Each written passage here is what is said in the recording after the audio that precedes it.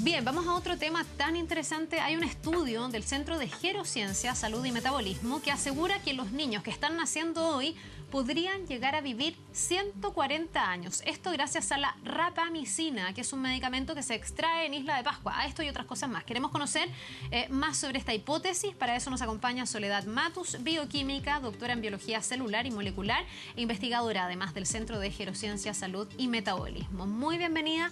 Muchísimas gracias por estar con nosotros. Gracias por la invitación. A ver, por un lado gusta y por el otro asusta. Sí. Porque uno dice, ¿cómo vamos a vivir tanto?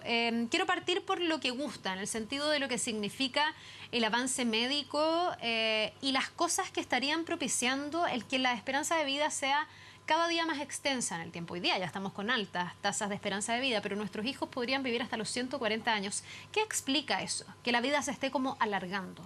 Bueno, yo diría que en los últimos años, digamos, a partir del siglo pasado, suena mucho tiempo atrás, pero ha habido cambios de conducta en la población en general, en términos de la alimentación, de los hábitos, que efectivamente ha hecho que la expectativa de vida en Chile y en el mundo en general sea bastante más cercana a los 80 años, y eso ha ido aumentando en el tiempo.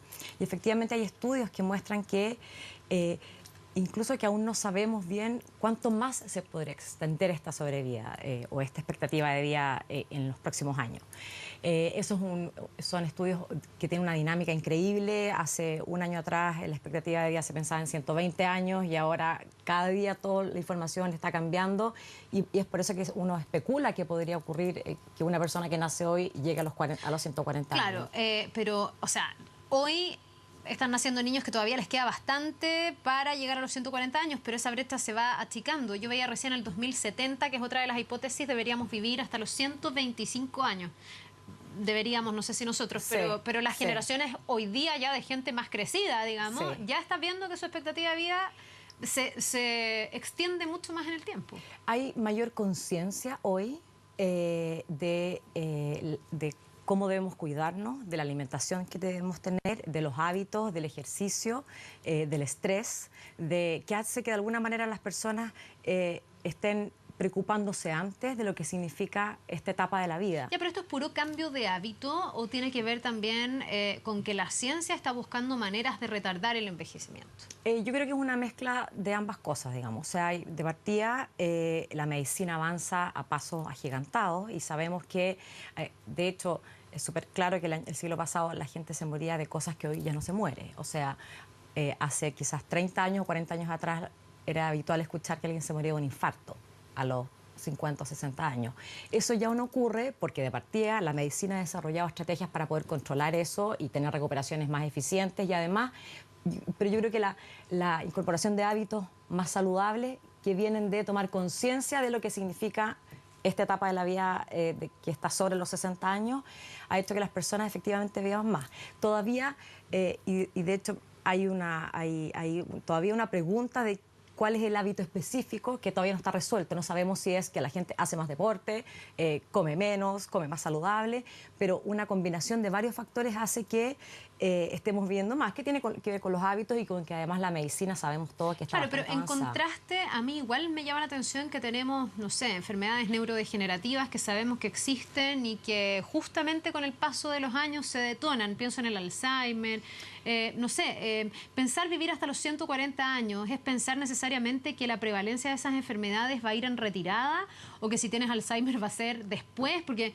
140, ya, hoy día estamos viviendo hasta los 80, pero es casi el doble de lo que estamos viviendo hoy. Entonces, ¿qué significaría eso? ¿Que vamos a vivir más tiempo siendo viejos? ¿Que vamos a vivir más tiempo siendo jóvenes? ¿Que las mismas enfermedades que tenemos hoy se nos van a declarar, pero más tarde? ¿Cómo se logra duplicar, en el fondo, tu capacidad de vida? A ver, lo que pasa es que ahí existe un factor no menor, es que el envejecimiento en sí es el factor de riesgo para el desarrollo de muchas enfermedades, de cáncer y de enfermedades neurodegenerativas. Eso es un hecho, o sea, eso los números lo indican y sabemos que a medida que más pasa el tiempo y que más viejos estamos, la probabilidad de enfermarnos de alguna enfermedad, por ejemplo, como el Alzheimer, alguna demencia, es mucho mayor. Entonces, dado que es el factor de riesgo, cuando evitar o a mejorar las condiciones de envejecimiento, de alguna manera lo que uno también está evitando o tratando de retrasar es la aparición de esas enfermedades.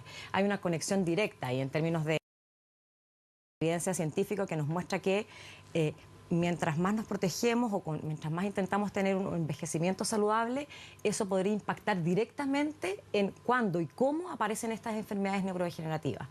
Y de hecho yo diría que los estudios ahora se están enfocando quizás no tanto en tratar de extender la sobrevida porque sí, sino que además entender cómo esa extensión de la sobrevida además podría estar impactando en retrasar la aparición de enfermedades que todos ahora sabemos que existe, como el Alzheimer o como el Parkinson, que son enfermedades que aparecen durante el envejecimiento.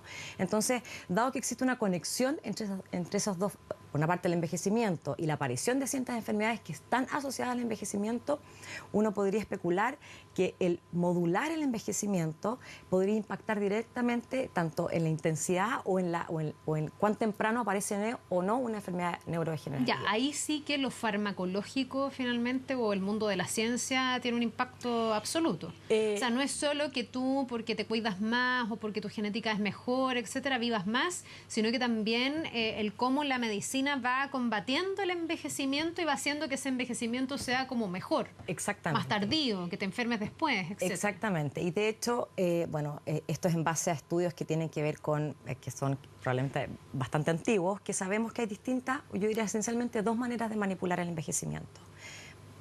Más que manipular o modular. Hace un tiempo atrás uno podría pensar que el envejecimiento es como una cosa como de desgaste de material, es decir, que uno agarra un alambre y a medida que lo va doblando inevitablemente se va a quebrar o se va a romper. Hoy sabemos que el envejecimiento, y pensábamos antes que el envejecimiento era eso, un desgaste de material, es decir, a medida que avanza la edad yo me dejo de mover porque mis músculos se gastaron. Es la clásica comparación con el auto, como que tiene una vida útil y las piezas empiezan a fallar. Hoy sabemos que el envejecimiento no es tal. Hay una modulación biológica que está determinando cómo el envejecimiento se desarrolla. Y eso significa que existen proteínas, genes, sistemas biológicos que uno podría tratar de modular a través de la farmacología o a través de estrategias que podría ser la más antigua es la alimentación, en términos del número de calorías que uno come, y esos dos factores, los fármacos, que hay uno bastante, podríamos decir, o el que generó un cambio importante es la rapamicina. Sí, que te voy a preguntar, o sea, es la próxima pregunta, ¿qué es la rapamicina? Porque además la dejamos esbozada en la presentación. Este es como un medicamento que se extrae a partir de una planta, me imagino yo, o algo así de Isla de Pascua, es ¿no? que se extrae a través de una bacteria. Ah, de una bacteria, ¿ya? Que está en Isla de Pascua. Y que esos fueron ensayos que se hicieron en animales, en ratones, donde le administraron este fármaco o rapamicina a ratones. Ya. Y los ratones aumentaron su expectativa de vida. ¿Cuánto? En un 12 a 15%. Es muchísimo. Mucho. Y a partir de ese descubrimiento, eso generó un antes y un después en el envejecimiento, porque esa fue la demostración que interviniendo farmacológicamente un sistema biológico, uno puede modular al menos la expectativa de vida. Ya, ahora esto es bien entendible, ¿eh? Que te digan a raíz de la farmacología tú intervienes a los individuos y viven más, pero también depende de cada uno de los individuos, me imagino, la carga genética que cada uno de nosotros lleva, porque a lo mejor hay gente que se cuida un montón, que come súper sano y muere a los 40 años, versus otro que sí. es un desordenado y termina muriendo muy, muy viejo. ¿Cuánto influye la genética propia? Y pienso aquí también, por ejemplo, en fenómenos como Japón, donde los orientales probablemente tienen una genética distinta a la nuestra. En Japón la cantidad de gente que está superando los 100 años es impresionante y esto lo están haciendo a tasas aceleradas. Exactamente. Tanto que antes te reconocían, digamos, desde el gobierno japonés y mandaban una copita de oro y esa copita ya no es de oro, es un enchape con suerte, porque es tanta la gente que saldría muy poco a cuenta, digamos. Hay factores genéticos propios de los individuos que también influyen en qué tan pronto envejeces y qué tan bien o qué tan mal envejeces. Bueno, definitivamente nosotros como individuos somos, y cómo vivimos y cuándo nos enfermamos, somos el resultado de la mezcla de nuestro material genético y de nuestra interacción con el medio, es decir, cuánto nos cuidamos. Claro, porque si no nos cuidaríamos y como que tendríamos garantizado vivir y no es así. Hay un factor genético que hay algunos estudios que dicen que es entre el 20 y el 25% de lo que uno podría, esos son números aproximados, de lo que nuestro material genético es lo que impacta en nuestra vida, es como el 20%, una cosa así. Y efectivamente eso también se comprueba con este tipo de poblaciones que hay en Japón, en Costa Rica, en Italia, en algunas islas del Mediterráneo. Todo lo que tú nombras son países que son más longevos. Son pueblos. No países, son pueblos. Ah, ya, dentro de ciertos países, en Japón, en Costa Rica, en Cerdeña, donde hay poblaciones que, si bien son países donde ha aumentado la expectativa de vida, como Japón, son particularmente longevos. Y eso se debe probablemente a un factor genético, pero también a hábitos. Sí, sobre todo en el caso de los orientales. O sea, habría que ver todo ahí lo relativo a la alimentación, al deporte muchas veces. Exactamente. Y hay algunos datos bastante concretos. Por ejemplo, estas poblaciones que viven más tienen que ver con hábitos alimenticios, es decir, que son pueblos que no comen tanto, por ejemplo. Son pueblos donde además hacen ejercicio frecuentemente, no de alta intensidad. No es que corren la maratón todos los años, pero no son sedentarios, caminan, qué sé yo, media hora, 45 minutos todos los días. Además hay algunos otros estudios que son más como correlativos, que no son la causa, pero son pueblos que tienen algún nivel de pertenencia con algo, con alguien, grupos de, no sé, o religión. Espirituales. Exactamente. Y entonces eso significa que efectivamente hay factores genéticos, pero también hay factores ambientales. ¿Podemos extrapolar eso a Chile? O sea, también pensando en que Chile dentro de la región es uno de los países que tiene más alta expectativa de vida. De hecho, a nivel mundial, Chile está súper bien en sus tasas de expectativa de vida. Estamos súper bien. No sé si es porque tenemos un buen material genético. En hábitos pareciera ser que no. O sea, en Chile cuando uno ve las encuestas de salud, vemos que no es un país donde nos alimentemos particularmente bien ni donde seamos particularmente activos. Todo lo contrario, somos en general, y me sumo, sedentarios. Entonces ahí se me produce un contraste. Sí. Porque en un país como el nuestro, que a veces no tiene los mejores índices, de todas maneras vivimos más. Bueno, esa pregunta que a ti te llama la atención, bueno, a nosotros como investigadores también nos llama la atención. Y desde ahí viene el interés tanto de las personas en general que quieren de alguna manera aumentar su expectativa de vida y también tener un tiempo de vida más sano, no solamente vivir más. Y también nosotros como investigadores en el Centro de Gerociencia estamos, de alguna manera, estamos conscientes de eso y a través de una iniciativa que tiene que ver con apoyo del gobierno, de un programa FONDAP de investigaciones en áreas prioritarias, estamos tratando de entender qué hace que en nuestro país tengamos una expectativa de vida más alta comparado con la región y tratar de entender qué factores genéticos eventualmente podrían explicar eso y que además qué hace que alguna cierta proporción de la población desarrolle enfermedades neurodegenerativas como las demencias.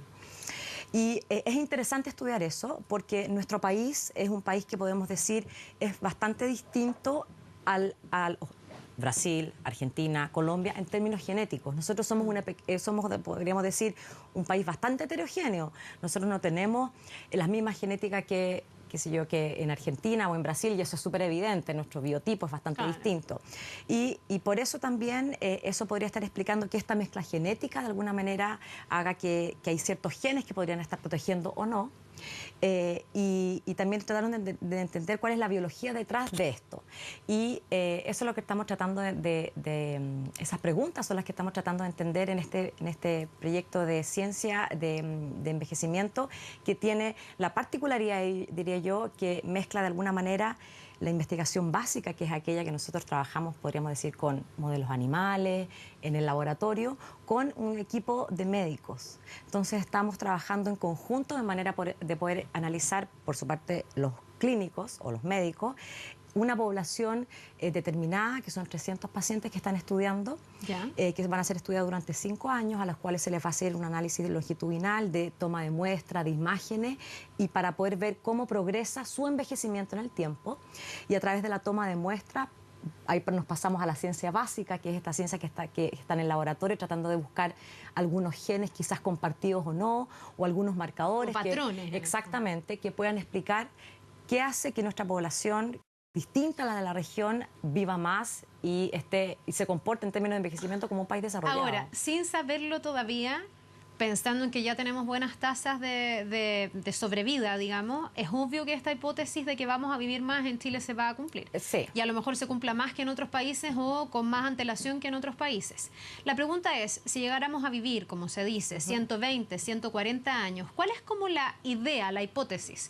¿Que vamos a vivir siendo más tiempo jóvenes y vamos a envejecer más tarde, que vamos a envejecer más o menos en la época que envejecemos, pero no van a venir estas enfermedades como más catastróficas que nos terminan matando, o que va a ser más o menos el mismo ritmo, pero con ciclos más amplios, digamos. Vamos a ser mucho más tiempo jóvenes, mucho más tiempo viejos, y al final, en el ocaso de la vida, igual que ahora, estas enfermedades que nos matan. Yo diría que la hipótesis es que el mismo, que dado que estamos tratando de producir un retraso, o sea, de aumentar la expectativa de vida, eso mismo podría impactar que las enfermedades que tienen relación con, que están asociadas al envejecimiento, también presenten un retraso en su aparición. Claro, porque en el fondo hoy día uno dice, los 50 actual son los nuevos 40. Sí, sí. Ya vamos como en los nuevos 35 sí, ya. Sí, sí. Ya a esta altura va a ser como los 100 son los nuevos 80. Y después los 100 son los nuevos 70 Sí, y así. Y probablemente va a ser así, porque de alguna manera son fenómenos que están conectados.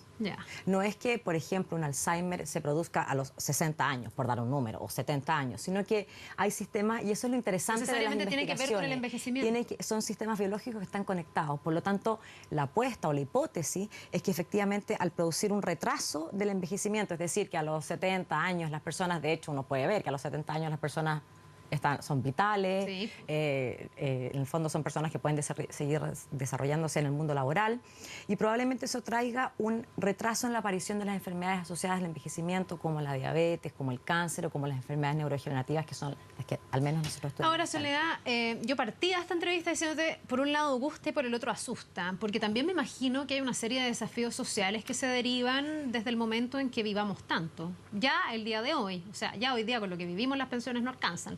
¿Qué va a pasar con las pensiones cuando la gente viva prácticamente el doble, o si quieren no el doble, pero hasta los 120 años, por ejemplo? Yo no sé si hay demasiada conciencia en el mundo no médico de los pasos agigantados a los que estamos avanzando.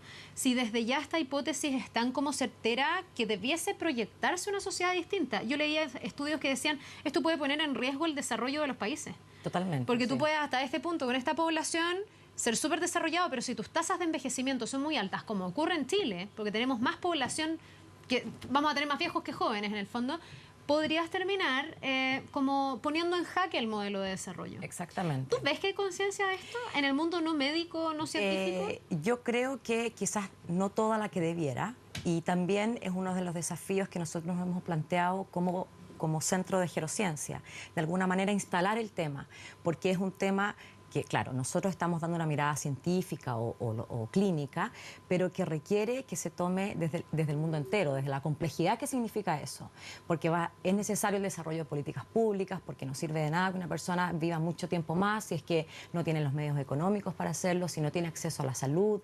Entonces, nuestro desafío también ahora, como desde el mundo de la ciencia o de la medicina, es también poner el tema en la mesa para que tanto las personas, me refiero a las que no están involucradas en la investigación, sepa y tenga conciencia que eventualmente, una vez que termina su periodo laboral, van a quedar quizás 10, 20, 30 o 40 años más en que esa persona tiene que vivir. Y de alguna manera tienen que venir políticas sociales que estén enfocadas en poder apoyar, potenciar, desarrollar, aprovechar lo que significa esta etapa después de los 65 años. Claro, porque eso todavía no se da de manera natural. Inevitablemente hoy día tú pasas una edad y el mercado laboral te considera viejo, y siento que eso no se ha actualizado respecto de lo que se está viviendo. Y es urgente ya poner se debiese considerar viejo mucho más, de edad mucho más avanzada. Antes uno a los 70 años hablaba del anciano, hoy día, o sea, uno habla de gente que está absolutamente vigente. No hay todavía esa actualización. Yo creo que no, que en el fondo que es necesario que todos tomemos conciencia de eso, porque de alguna manera nos preparamos, de alguna manera en todos los ámbitos, en lo que significa dónde voy a vivir, cómo me voy a mantener, con quién, en el fondo, tener grupos sociales que me permitan tener también estos años que sean acompañados, que sean integrados en la sociedad, no aislados. Entonces, yo creo que parte de nuestro desafío también es poner el tema en la mesa, porque si bien es un tema que nosotros miramos desde los estudios, es decir, cuánto vive la persona o cuánto viven nuestros modelos animales, eso hay que trasladarlo a la población para que ocurra esta conciencia y hacerse cargo de esta situación. Mientras te escucho me pregunto, ¿hay un punto en la trayectoria de vida donde se genera como el punto de inflexión entre la juventud y el no ser ya joven? porque tengo la impresión de que si la vida se extiende, de todas maneras los estados van a tener que lidiar con más gente que esté en la etapa más cercana a la vejez que más cercana a la juventud necesariamente. Y lo pienso sobre todo por el periodo biológico donde podemos ser madres. O sea, hay un reloj biológico que no sé si debería cambiar con esa mayor expectativa de vida, pensando en la menopausia, por ejemplo. Porque si una mujer puede ser mamá, como habitualmente pasa, hasta los 40 años y después va a vivir hasta los 140... O sea, vas a ser 100 años no joven. Si es que buscáramos este marcador, la menopausia, sí, como la diferencia entre joven y vieja. En los hombres es un poco más... Cambia. Es un poco menos injusto el tiempo, no tener ese reloj biológico. O eso también debiese ir cambiando. Porque a lo mejor si vivimos hasta los 140, el cuerpo y la evolución hace que la menopausia no sea a los 50 años y que sea, no sé, a los 60, y por tanto las mujeres puedan ser mamás hasta los 50... y no queden como tan descompensadas las etapas. Sí, tan despegadas. ¿O sí. no? Ahora, eso puede ocurrir porque efectivamente acá hay unos aspectos evolutivos que son súper interesantes, que quizá aquí no tenemos tiempo de ver. Podríamos estar todo el día. Sí, pero yo creo que todavía nosotros no lo vamos a ver porque la evolución funciona con tiempos que son de miles de años. Claro. Entonces, uno podría predecir que eventualmente puede ocurrir eso, es decir, que los periodos de la menopausia se puedan retrasar, pero eso son especulaciones porque funciona con el tiempo evolutivo, que como te decía son miles de años. Pero yo sí creo que de alguna manera el hacerse cargo, entender que la vida no termina a los 70 o a los 60 como ocurría hace 20 años atrás, a medida que uno va tomando conciencia de eso, de alguna manera hace que la juventud se alargue, porque uno sabe que uno tiene conciencia que ya no voy a vivir tampoco, por lo tanto tengo que estar en buenas condiciones. Entonces yo creo que, claro, probablemente esos hitos biológicos que tú me dices, como la menopausia, es difícil que nosotros veamos el retraso, me refiero a nuestras generaciones, claro, además en miles de generaciones.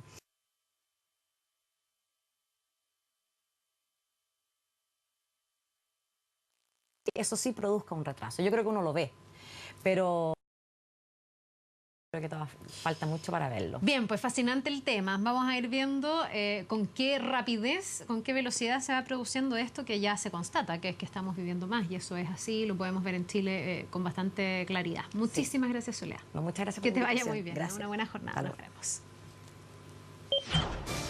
Bien, vamos a volver a Temuco. Les contábamos que se realiza a esta hora la formalización de cargos contra 12 imputados por la fallida Operación Huracán. Ha terminado ya por lo menos una primera parte, al parecer. Vamos a revisar lo que está pasando.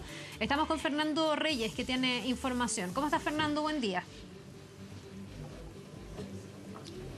Hola, Carla. Efectivamente, nos encontramos a las afueras del Tribunal de Garantía de Temuco, donde se